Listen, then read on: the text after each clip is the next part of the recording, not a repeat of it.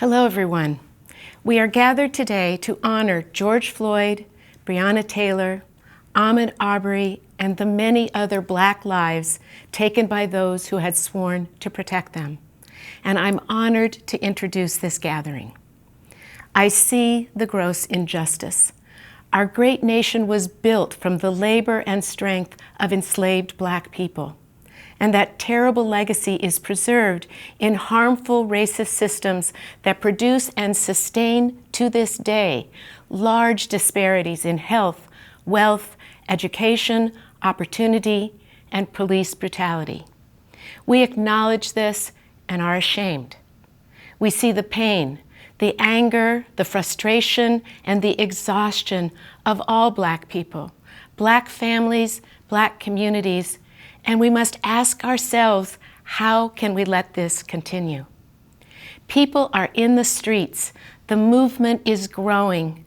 The Black citizens of America and our Black students are on the front lines as they have always been. And now they're joined by America's youth, by people of all ages and races from around the world. Let us as Trojans honor the Black lives lost, the protesters fighting for justice, and the centuries of sacrifice and pain with an enduring commitment to dismantling forever structural racism. This means not just saying good things, but really opening our eyes to see that at USC, in spite of all our strengths, dismissal and denial are deeply embedded in our culture. It means listening to our Black students, faculty, staff, and our neighbors, and admitting that we have been blind to and actively ignored what is happening to them right in front of us. That we, even those with the best intentions, have been complicit. Let us as Trojans be in the forefront of this wave and work together now on two fronts. The first is listening to our Black community on and off the campus, figuring out more and better ways to add our strength to theirs. The second is finding the courage to see ourselves, our culture, our nation, and our own USC community more clearly, and to take responsibility for anti-Black racism. We can then take actions, and we will be announcing a number soon, with sustained energy and commitment, actions that really count. Black lives matter. To honor Black lives, out of respect for Black lives, and for our self-respect, we need to seize this moment of self-awareness to work together until we put an end to 400 years of tragic injustice. I would like to now welcome Varun Soni, Dean of Religious and Spiritual Life and Vice Provost of Campus Wellness and Crisis Intervention. Thank you.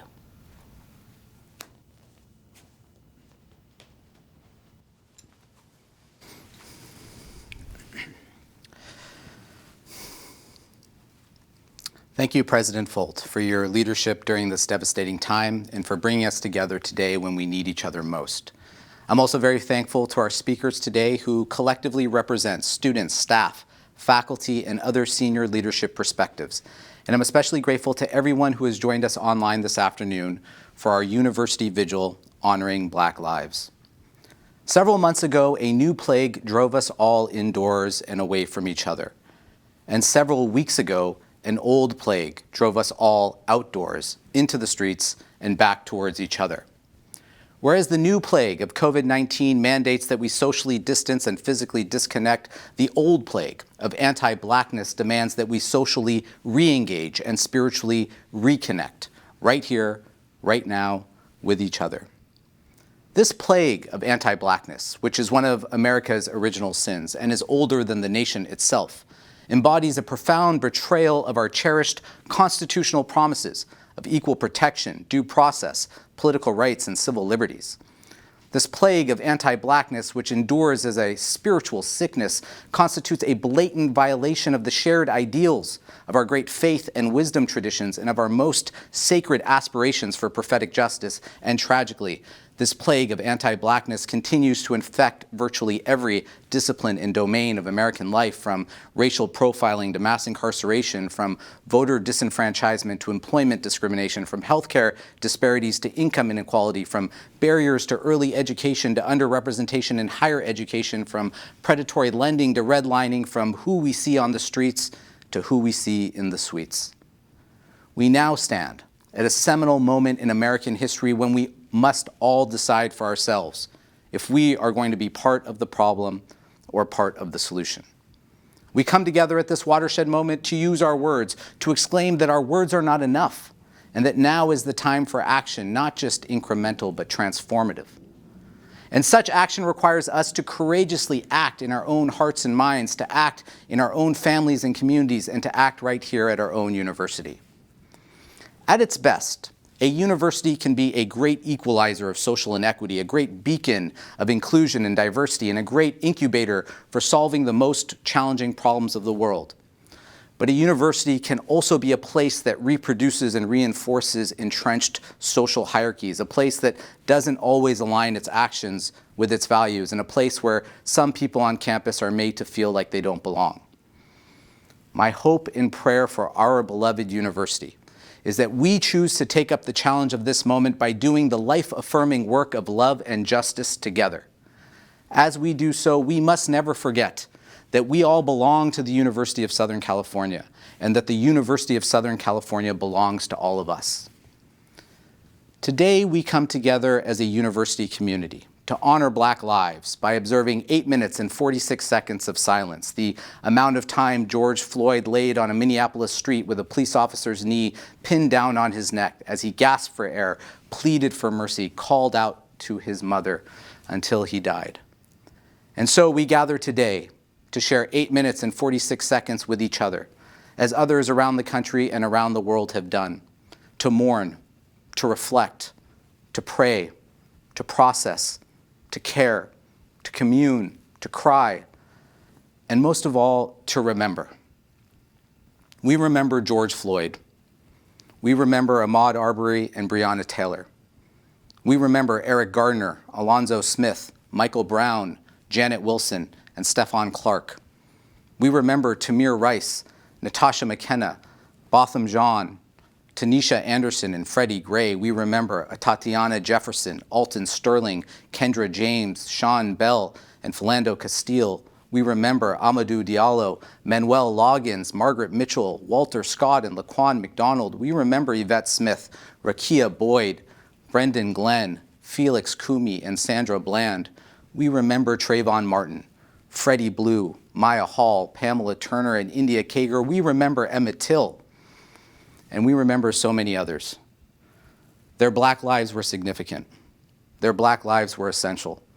And their Black lives mattered.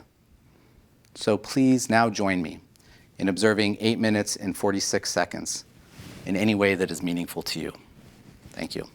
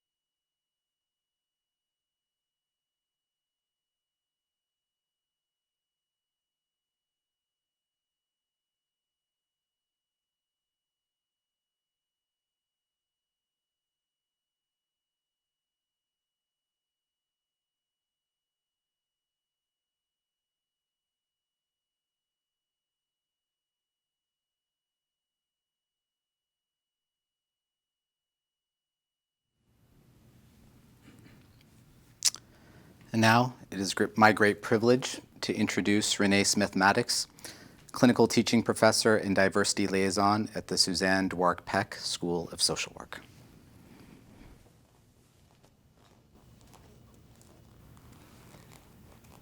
Dear Trojan community, I'm a proud Black American woman.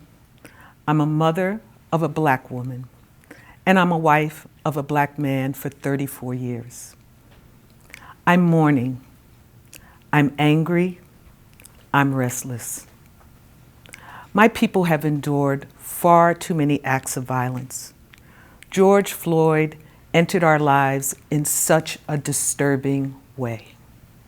He was a human being. Big Floyd, Ahmaud Arbery, Breonna Taylor, and countless other Black people have been killed by racial injustice and police brutality.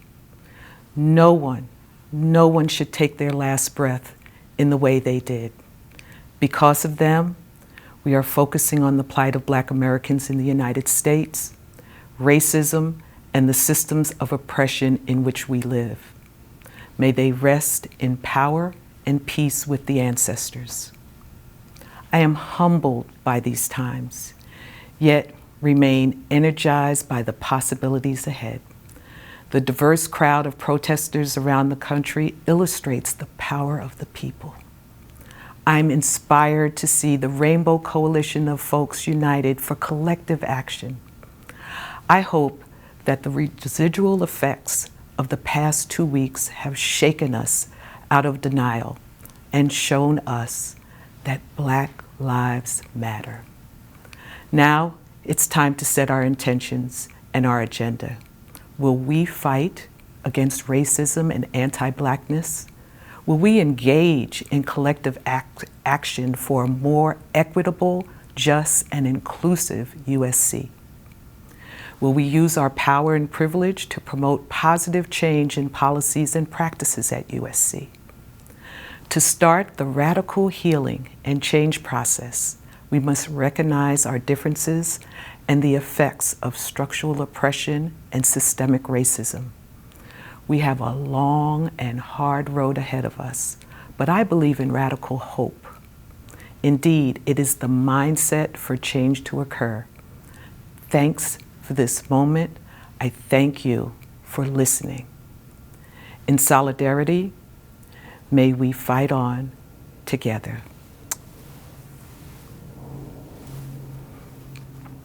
Next, please welcome Joelle Ferguson, class of 2020 alumna of the Annenberg School of Communication and Journalism.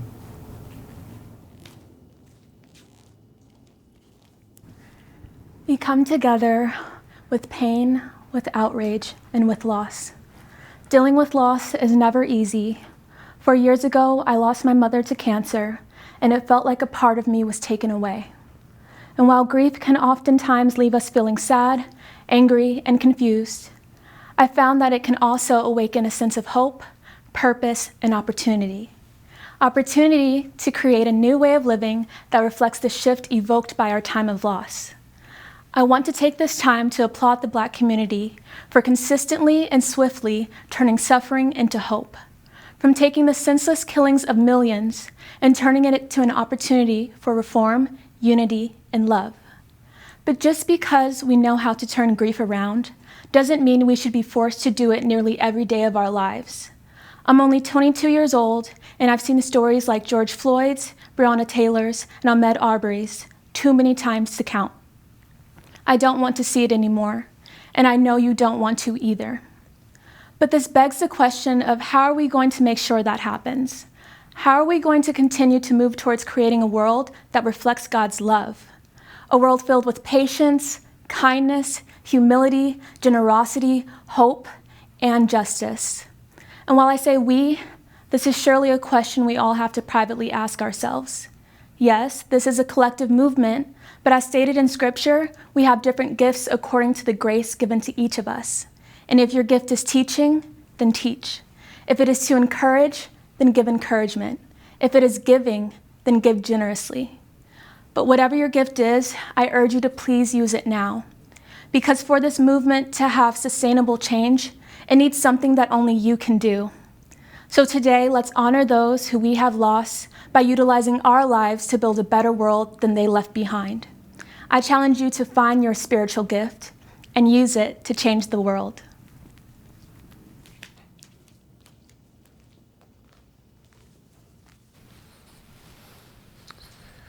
Good afternoon, everyone. I'm Greeley F. Harris III, the Director for the Center for Black Cultural and Student Affairs. These are difficult times, but it's been difficult times for those in the Black community.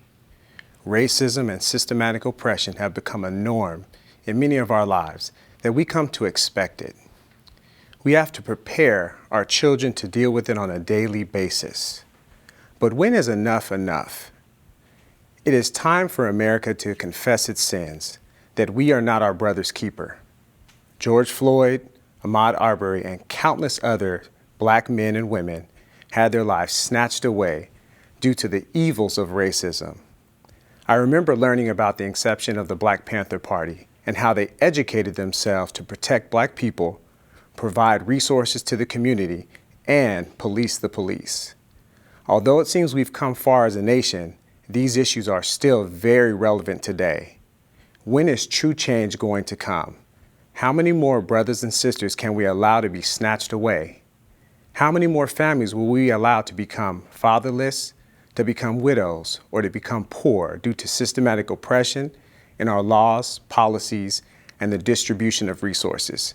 There has to be a better way. It is time for us to be delivered from the sins in the form of bondage called racism that has plagued the Black community for over 400 years in America. It is time to become our brothers and sisters' keepers. In the book of John, chapter 15, verse 13 states, "Greater love hath no man than this, that a man lay down his life for his friends." Let us not forget where we come from and the mistakes this nation has made so we don't allow history to continue to repeat itself. Let us not forget the many, many names of Black men, women, and even children that have been taken away from us due to the virus of racism and sin. To the Black community, continue to strive and be strong in this. To our allies, continue to stand with us, educate yourselves, and continue to have those difficult conversations with family, with friends, and with coworkers. And most of all, continue to love one another with the greatest love that God has given us. Thank you, and fight on.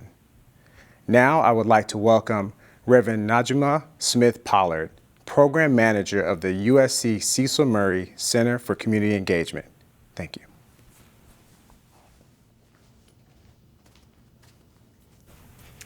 Greetings, President Folt, Dean Suni, all distinguished guests. It's an honor and a joy to share space with each of you today as we participate through this vigil in what is now being regarded as the largest civil rights movement in history. Today, I'm glad to be on the right side of history with you together, all of us together.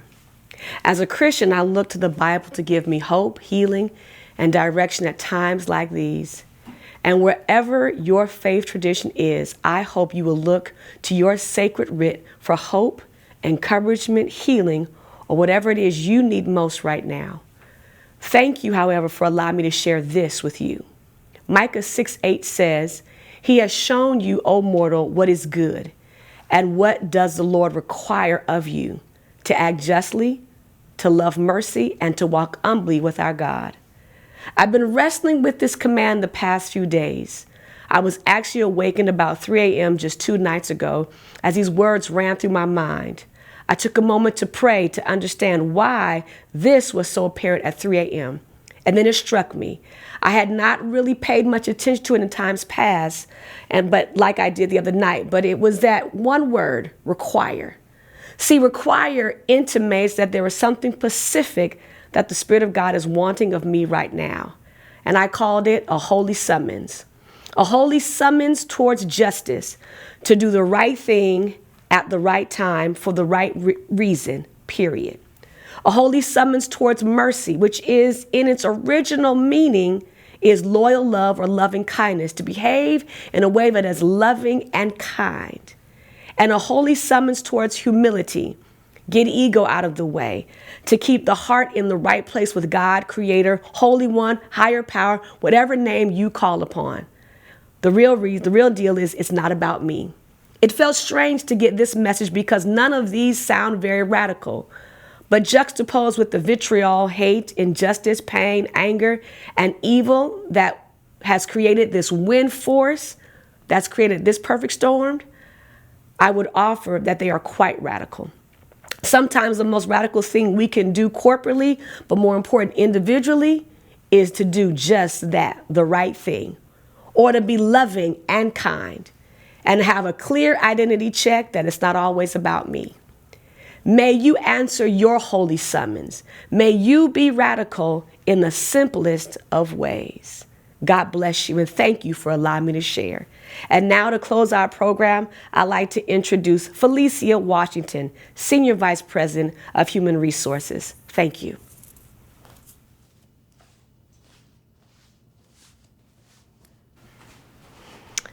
Thank you, Reverend Najuma. Last week, as I reflected on the killing of Breonna Taylor, Ahmaud Arbery, and George Floyd, I found myself saying, how is this still happening today? Which was quickly followed by, what will we do to stop it? I moved to California about a year ago, and where I'm from, this state is known for its earthquakes. Yet for the last several weeks, it hasn't just been California shaking. It's been our entire nation and even the world. What's especially disheartening is that we've seen it before, in the 60s and in the 90s. And the aftershocks are getting more frequent in 2013 and 2016. And now again in 2020. I shared with many of you that growing up in the rural South, the adults I knew had a personal commitment to ending racism. They demonstrated and they integrated. Demonstrated in the streets and on the college campuses. They integrated segregated schools and public facilities. They sued employers to open up employment opportunities. They lived their personal commitment to making change happen. So what can we do? What can our university do? Our city, state, what can our nation do? I refuse to believe that we're helpless and can't change this. I'm challenging myself, and I'm challenging each of you to figure out what our personal commitments will be. What will they be to end racism? Thank you all for being with us today, and thank you to our speakers. Please continue to take good care of yourselves and each other, and to fight on together. This concludes our vigil. Say their names, honoring Black lives. Thank you.